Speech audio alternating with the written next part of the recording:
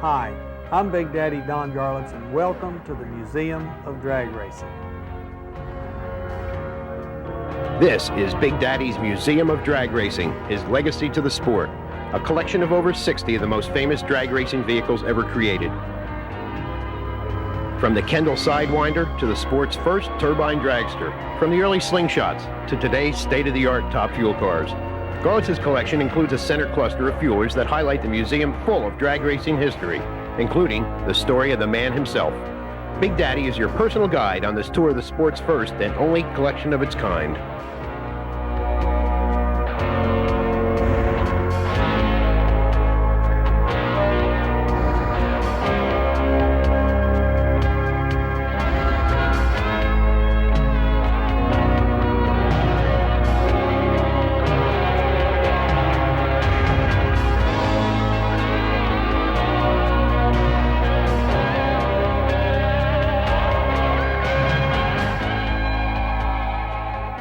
Directly behind me is the most cherished car in my entire collection, Swamp Rat 1, very first car that I achieved national fame in. This car became the first car over 170 miles an hour way back in the days when the experts said 150 was impossible. I toured the car all through the year of 1958, winning over 50 match races with this car without being beat. And on top of that, running the same engine the entire season. 1959, I went to California with it at the Bakersfield, the first U.S. Fuel and Gas Championships. But the guys beat me there because they already had the superchargers on them. So I put a supercharger on it down at Eskandarian shop. This is the car that almost killed me at Chester, South Carolina, when the supercharger exploded. And of course, I was engulfed in flames. I was 8 weeks in the hospital. And then when I got out, I was going to quit drag racing, but Art Malone came along and he drove the car for me for about a year and put me back into racing.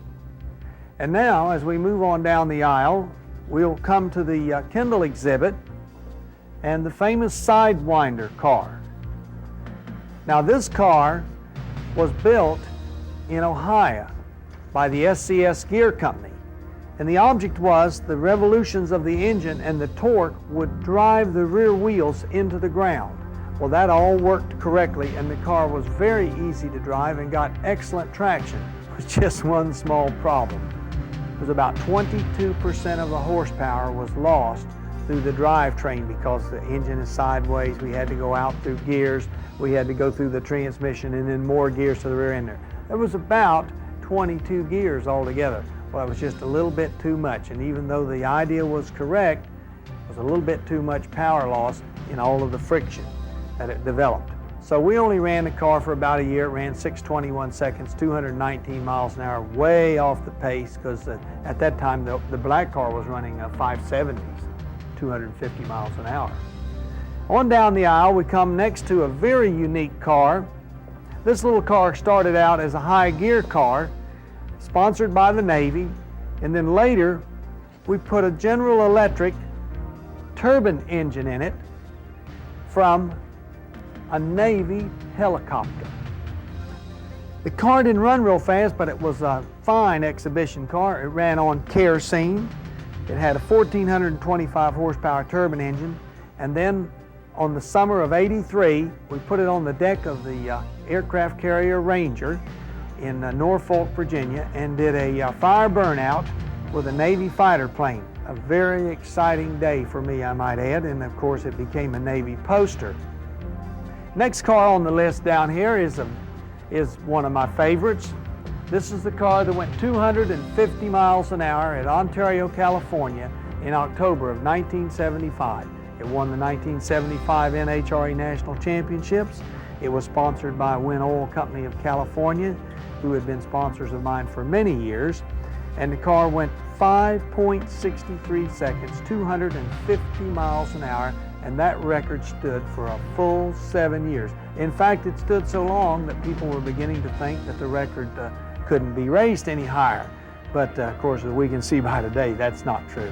Cars are running over 270 miles an hour regularly.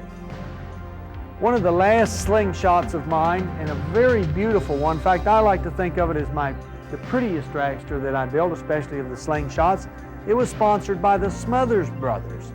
And that was kind of unusual to have a couple of fellas like that out of Hollywood getting involved in drag racing. But I spent a lot of time with Dickie Smothers, and he was really a great guy. And the car was just a fantastic body, built by Tom Hanna, full-bodied as you can see, two-tone red and black gold leaf paint. And the unusual thing about this car, this was the car that was I was racing when Tom Lemons came to work for me. This was his very first entrance into drag racing with Big Daddy. Then after we sold the car in 1970 to Win Oil Company, they shipped it over to Europe, and it was in Belgium till 1984. And we found it in a warehouse over there, and they shipped it back to us, and I wish you could have seen it. It was beat up something terrible. In fact, it was back in the back here, all of this was wore out completely because they had allowed people to sit in this car at car shows all throughout Europe for many years, and they'd wore the seat out of the bottom. It was completely gone, and all the cowling was gone, and we redone all these panels, completely did it right here on the grounds, repainted and put it back to just like it was 1969 when it did so well. Moving on down the line here is the car that changed the course of history of drag racing, the rear engine car. This is the very first one, the prototype I like to call it, because just around the corner is the second rear engine car, which has much more refinements on it than this one. But this is the one that has spent all the time going back and forth to Tampa Dragway, St. Petersburg, Orlando, and the thing turned left and right every time, nearly crashed it 3 or 4 times, became very dejected, and then suddenly, right in the middle of the thing, we figured out that the steering was a little bit too fast, and we merely slowed the steering down, and then of course later the adding of the spoilers gave it the traction, but the steering was why we couldn't drive the car. It steered too fast, and of course the rest is history. You know, it changed the course of drag racing. We won many races in 1971 with this car, and went 621 at the U.S. Nationals, which was an unheard of ET, but it did it, and everybody else soon changed to the rear engine cars, and of course it's been very much safer, the entire sport, for that. You know, as I said earlier, the Swamp Rat Dragster is my favorite car, but this is the most important car in my entire drag racing career because of the tremendous amount of lives that this car has saved in the sport. Because of the people who would have been killed prior to the advent of this car in the sport. 3 and 4 big name drag racers were killed every year in the slingshot dragsters because the engines were getting so powerful and the guys were leaning on the parts so hard that any explosion, transmission, clutch, engine, the driver was the first guy to know about it, and it was usually a big ball of flame right in his face. But there had been rear engine cars. Don't be confused now. This was not the first rear engine car in drag racing. Fact of the matter is, I raced a rear engine car with Swamp Rat 1 when I raced the Californians in Houston, Texas in 1958. Red Chase was driving it. The car nearly ran over me about halfway down the course. They didn't handle. They never handled.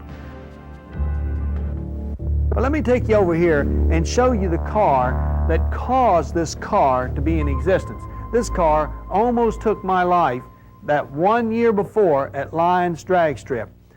I was on the line, and it was the final run. I was racing Richard Tharp, and we had just built these 2-speed transmissions, which is the first of the 2-speeds in the sport. And I let the clutch out, and there was this giant, big explosion. And the transmission flew into 1,000 parts, and one of the big pieces of shrapnel took off the part of my right foot. Of course, it was a terrible time for me, but I always look back on it. Sometimes the worst times are the best, and if it hadn't been for that, you know, probably wouldn't be the rear engine car, at least not as soon as it was anyway.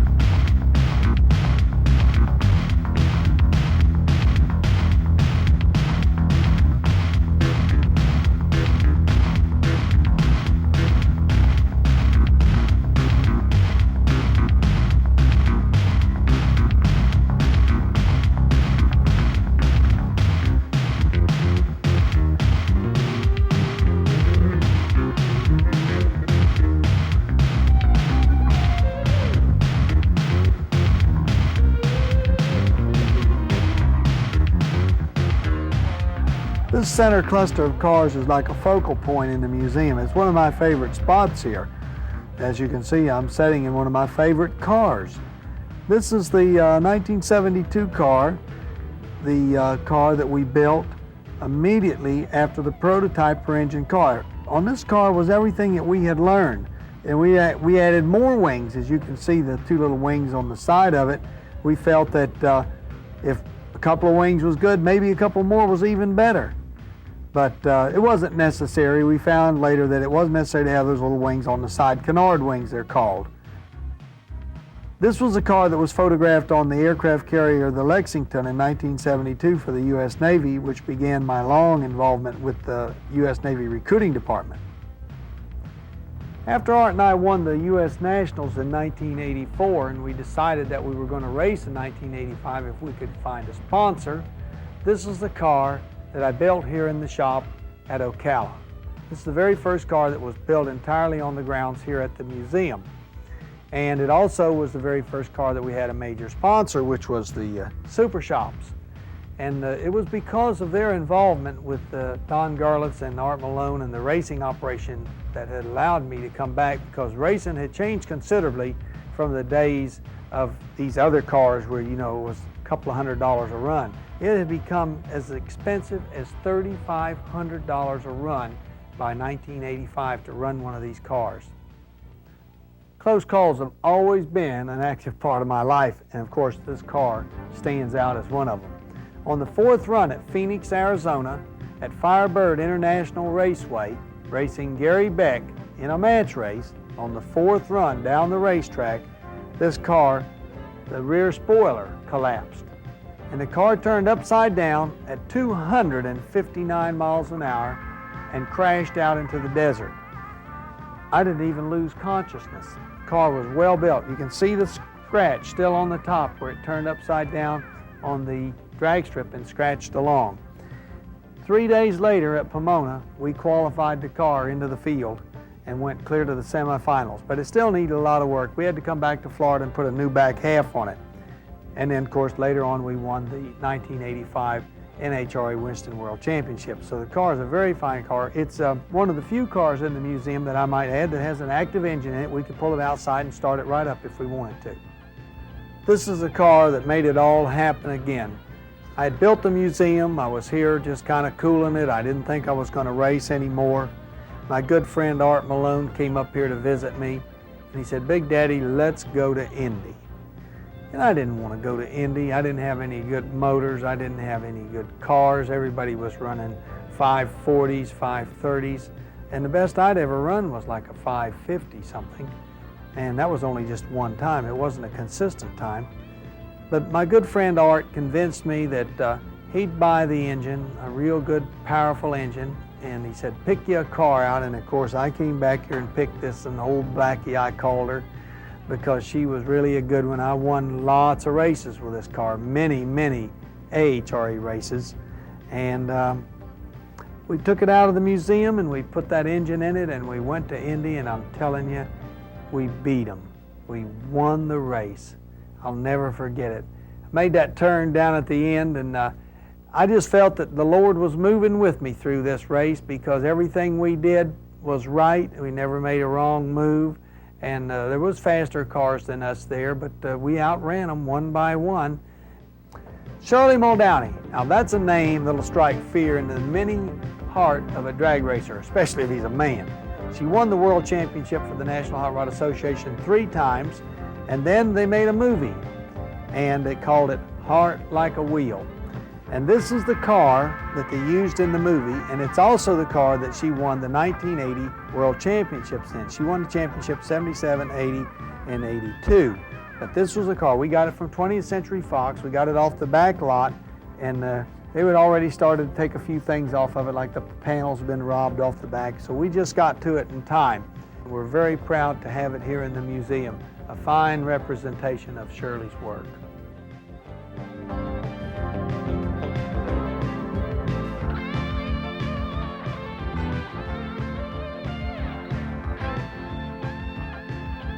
Now this is probably one of the ugliest cars in drag racing.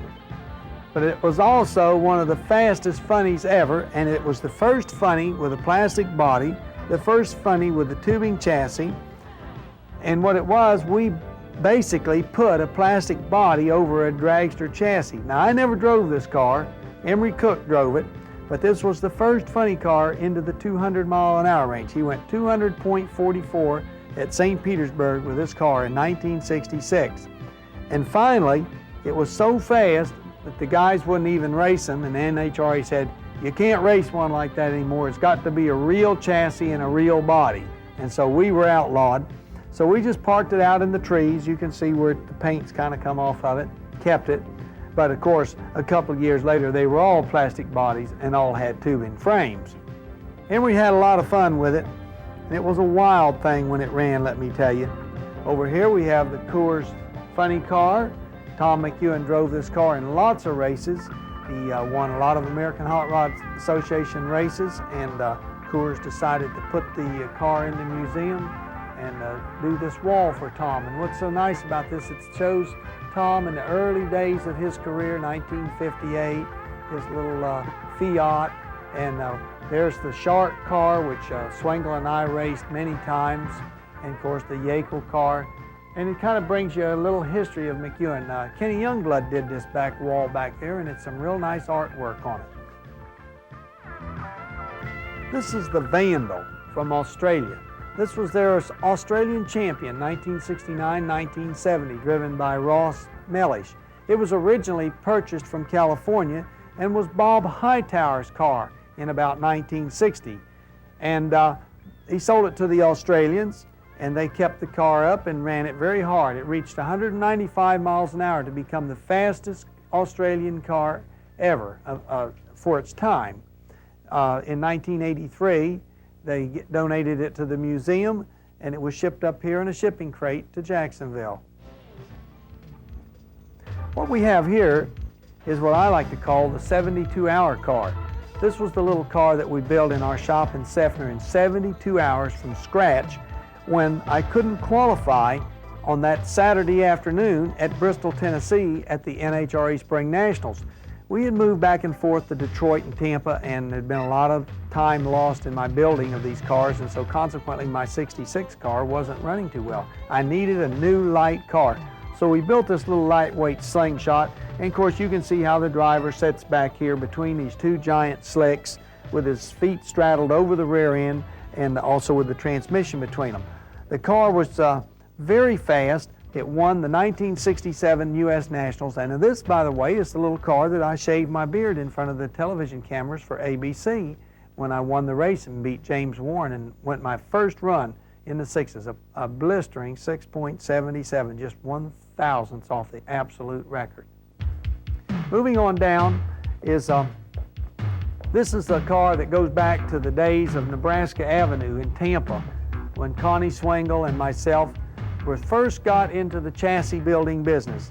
And I like to think of this as the first of the round back cars. Prior to this, all the cars had square roll cage on them. The tubing was bent in a square roll cage, but this was the round body. And we had these plastic bodies made out of fiberglass, and it made a real swoopy, we call them the swoopy tail sections. And we put the rat on the back of them. We thought that was neat.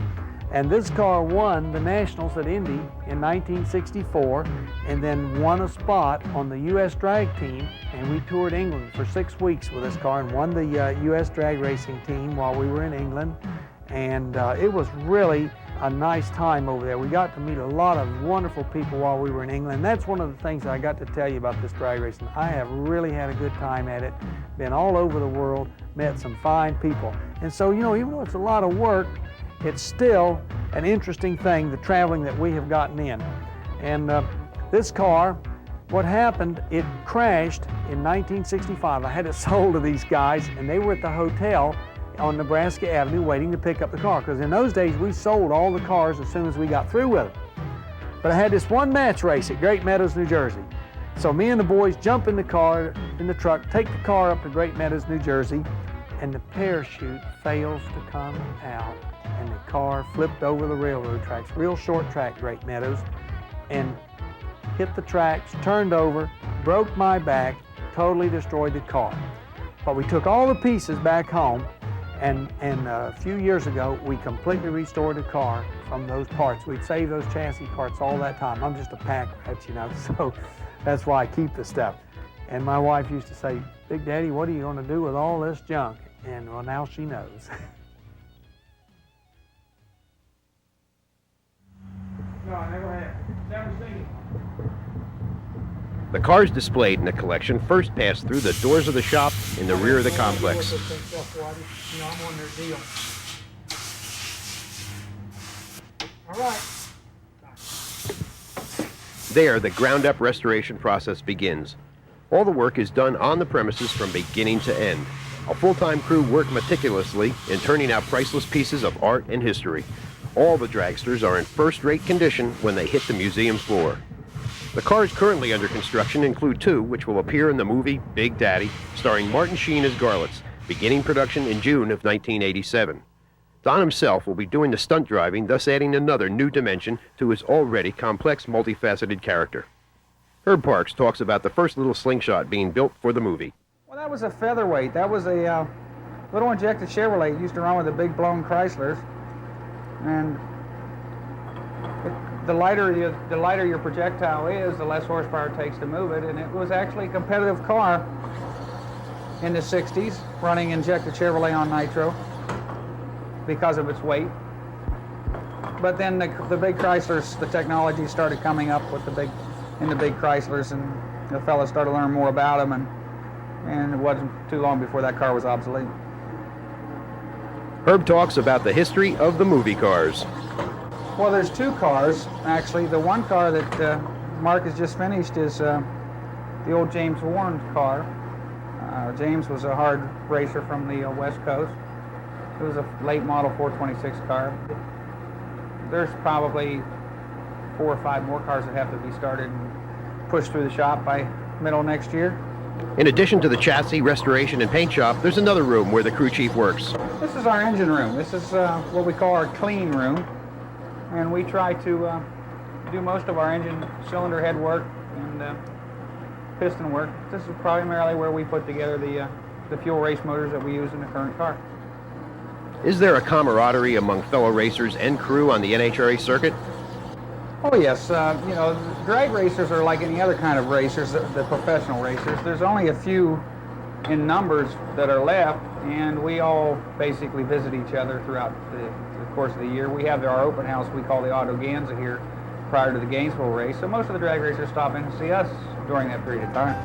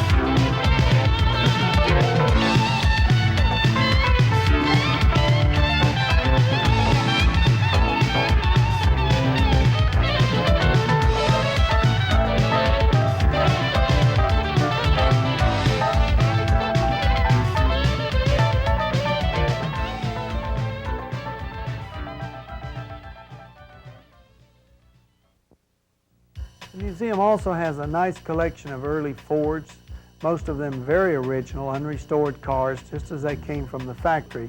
I guess the reason for that is I've always had the love for the early Fords because that's how drag racing started, you know. Most of us had the 40 coupes. I had a 40 convertible, and it's really quite a prize to find one of these things in such wonderful condition. This one right here, this gray one, happens to be the famous Winfield coupe. This was Ed Winfield's wife's car, who was Margaret Ward. Ed Winfield, the famous cam grinder from California, and Margaret Ward was Montgomery Ward's daughter. So it only has 27,000 miles on it. It's like a new car. Of course, the champion collection of trophies, my Oscars from all the national wins and the big fire burnout picture. Tom Lemon's in there. This shot was taken at Lakeland, Florida in 1972. This car is, of course, in the museum also. You're looking at the mural that we had put on the cowl of the car. Prior to this, we used to just put decals on, but the real nice painter had moved into Tampa that was very talented, and he decided that we should have a mural on the car. And so we had this rat coming out of the swamps in the dragster, and it was a real pretty thing. But something else about this car that's unusual, this car was not built for me, it was built for Jungle Jim Lieberman. And if you'll notice all the thick upholstery in it, that's so that I would fit in there, because Jungle was a pretty big guy. But when Jungle came to pick this car up, he didn't like it. And yet he had had it built. He had called for all the different dimensions and everything, and here he was. He says, "Big, I don't like this car." When in reality, I think what happened was he'd run funnies all this time, and his sponsors had said, "Look, if you get a dragster, we're not going to sponsor anymore." So Jungle decided he better keep his funny car. We made it a few runs with it. We won the Winter Nationals in 1975, got on a good start for the points, but immediately after about 3 races, I decided to start a new 1975 car. And of course, that's the car that we'd already visited over on the other side that went 250 miles an hour. So then, as soon as I quit racing this car, the people at Santa Pod in England says, "Oh, we'd like to buy that one." And so I sold it to the English, and I carried it over there in 1976, and I ran it, set the English land speed record at 232 miles an hour, and left it with the English. But they never stripped the paint off of it, and they kept it there in their garage. So in 1977, they said, "If you'll come back and run this car, we'll give it back to you." And that was just fine, because in 1976, my wife and I decided that we wanted to do the museum, and we were trying to get all our cars back. So Pat and I flew over to England, raced the car, they packaged it up and sent it back. It's not been restored. This is exactly how it was. We put another engine in it. We did leave the engine over there for the English because they have a real shortage of those parts, and we had plenty of the Hemis over here. But all the rest of it is just exactly the way it was. No repainting, no new signs, nothing. Just how it was in 1975. Moving on down here now is a very nice slingshot. This was the very first car that incorporated the Dodge 426 Hemi. Prior to this car, they were all the 392 engines like in Swamp Rat 1.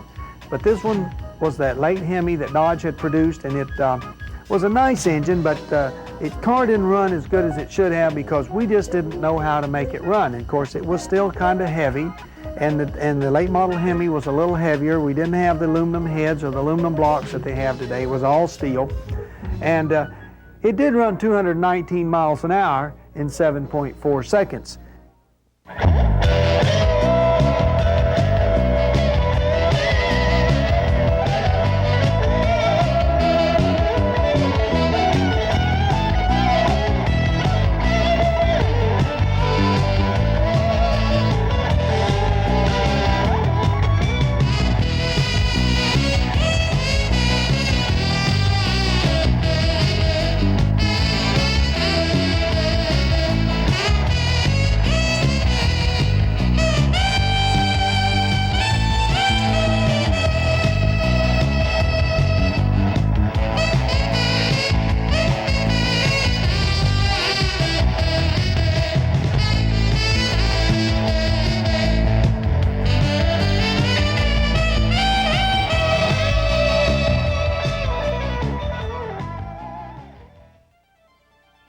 Chris, the crazy Greek, Karamassinis from Chicago, the Windy City. and the Chiseler. This is the one that went 204 at Alton in April 1960, an unheard of speed for that day and time. And the Greek had just really gotten into drag racing. He had won the American Hot Rod Association Nationals at Great Bend, Kansas, beating Art Malone the year before in September. And now here he was over 200 miles an hour. And I'll tell you, we raced him from drag strip to drag strip, completely back and forth across this United States. He'd win, I'd win. It was a toss-up. Finally, when they retired the car, it went to the Museum of Science and Industry in Chicago, where it was for many years on display. And then finally they took it off display, and when they did, the Greek gave it to the Museum of Drag Racing here, and we're very proud of it. And it's just about like it was that day. All of the aluminum and all is the same. There's been very little touch-up work done on this car. You'll notice the picture up there. You'll see the Greek on the steps of the Chicago Science and Industry Museum on the day of the ceremonies. Now over here we have the later Greek car called the Silver Bullet. Now this was the Greek at his heyday. And to give you an example of what a heyday he was having, he beat me in the Swamp Rat 10 23 straight times for this car. And I was in Chicago years later after we were doing the museum. I think it was about 1977. And the Greek had this car and he was cleaning it up. And I said, Greek, what are you doing with the Silver Bullet? He said, I've sold it to some pro comp guys down in St. Louis. And I said, Greek, you'd sell the Silver Bullet? And he says, I need the money for some nitro. So I said, well, Greek, how about me giving you the money for it? I'll put it in the museum. And he said, would you do that? And I said, sure. So I bought the Silver Bullet and brought it back here. And I tell you, I'm sure glad I did. This is Bob Sullivan's Pandemonium 3, sponsored by Eskandarian Cans. Bob was a very serious competitor in the early 60s, and this car won the American Hot Rod Association Nationals at Kansas City in 1960. In fact, he beat me in the final. He raced Swengel, he raced Malone, he raced all of those cars, and finally after he put this car up, he went to a funny car, and then he kept this car, and then a few years ago he donated it to the museum. Next car on the list here is Art Malone's Air car. This is a very, very unusual car in that this tank in the front has 600 pounds of compressed air in it, controlled by some intricate valves with a hand throttle. And Malone would activate that air pressure into that engine back there and supercharge it with the air out of this tank.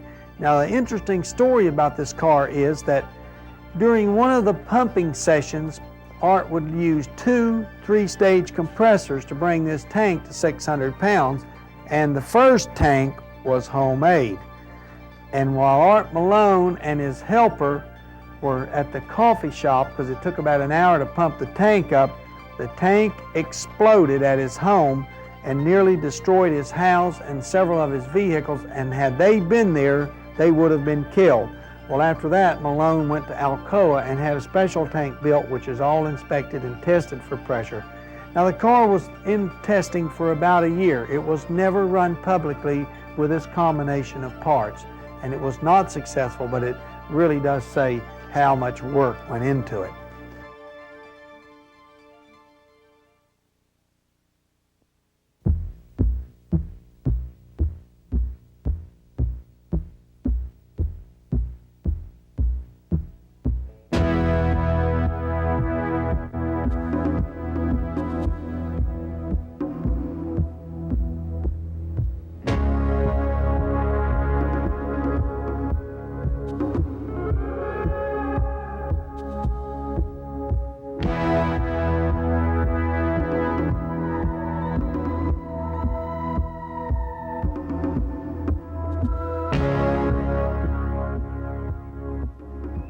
This little black beauty has often been called the prettiest car in the museum because it has such flowing lines.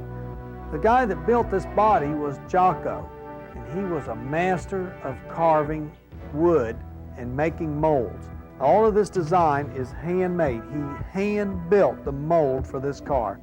The model, which was over in the case, he hand-built. It was wind-tunneled. It was supposed to be perfect. We thought this car would reach 250 miles an hour, 260 miles an hour in the quarter mile. It was just one little problem. When a car really started going fast, it seemed to get a cushion of air under it, and the entire car would float on the air. And of course, the engine would rev up because the wheels came off the ground. It was a little bit hairy to drive like that, so I never really made many runs in it. What we should have done was put a spoiler on the front to scoop that air out, and then use ground effects on the side. Then there was one other problem, of course. This was before the days of carbon fiber. This thing is very heavy, but a carbon fiber model of this might be something else. Who knows?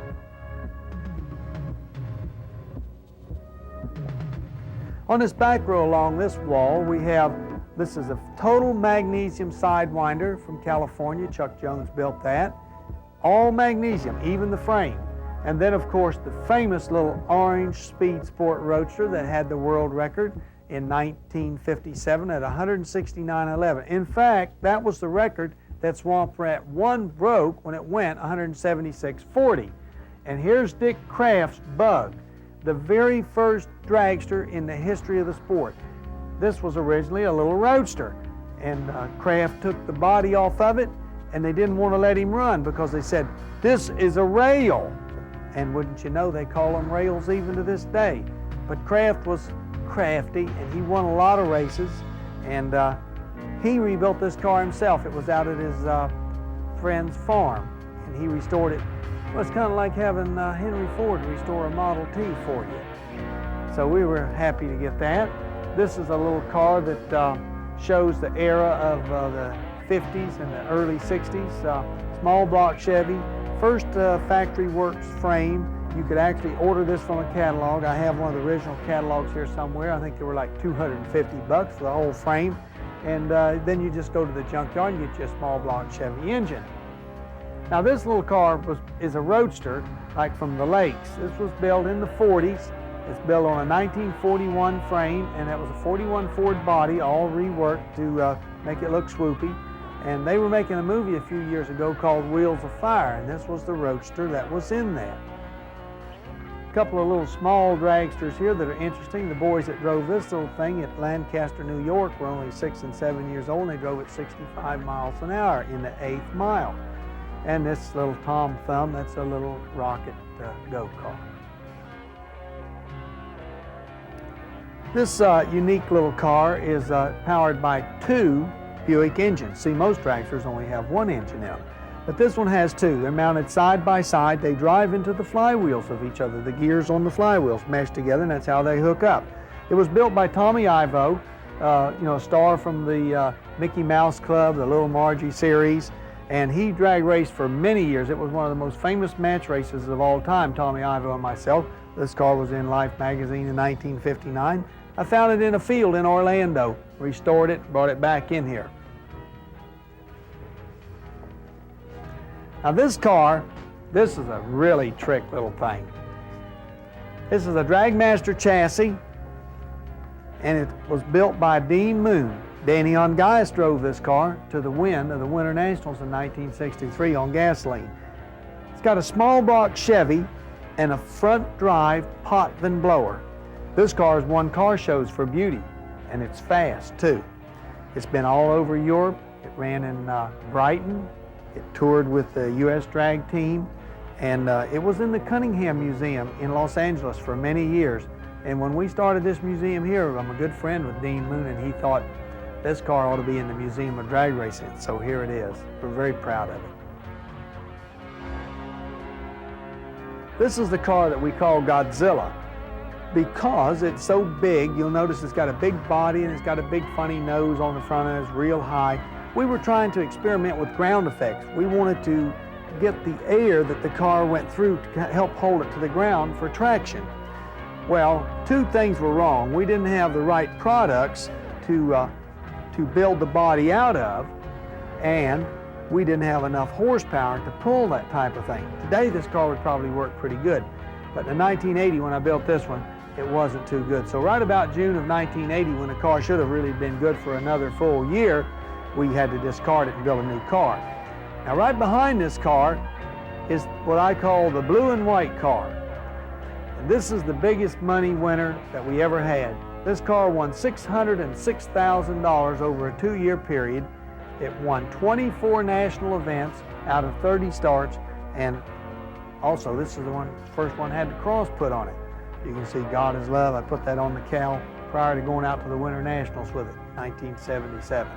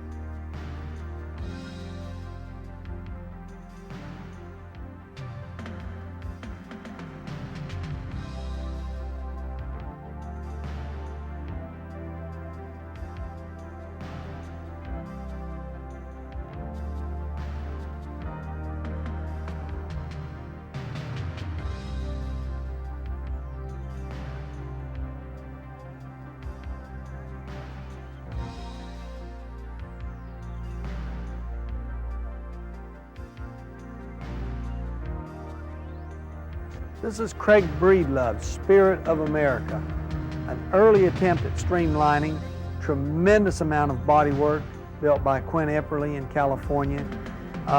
Barris owned this car for many years, and he had it on display in car shows. It never was really successful as a race car, but it was sure a beautiful thing. And I saw it in California at one of the museums out there, the Peterson Museum in Hollywood. And then later, when that museum went out of business, it came up for auction. Connie Coletta bought it and donated it to the museum. And as you can see, it is really a unique car. Another unique car in the collection here is the Don Prudhomme Wedge. This was Don Prudhomme's first attempt at a rear-engine car. And a lot of you people probably don't realize that Don Prudhomme didn't always run funny cars. He ran dragsters for many years. And this is his first attempt at a rear-engine car.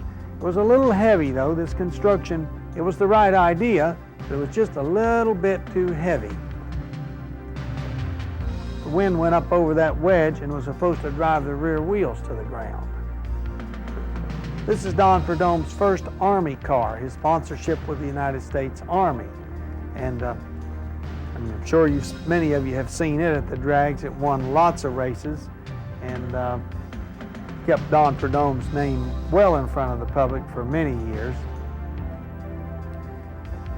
This is his yellow Winds Winder. This is the winner of the 1969 and 1970 U.S. Nationals.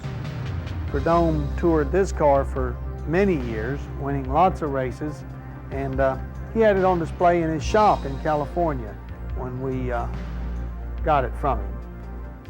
And then the last one of the Prudhomme cars is the Mattel Hot Wheels car.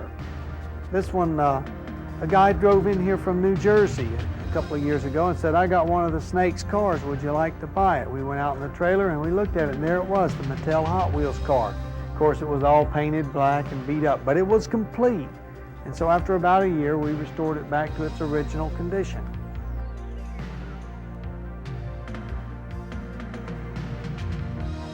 In addition to over 60 cars on the floor, the museum's display cases house all the trophies, Oscars, awards, and honors he has received over the past 35 years. There's also a collection of memorabilia from his childhood, his adolescent years, and into his drag racing career. The Museum of Drag Racing is his legacy. His crowning achievement and a lasting memory for history.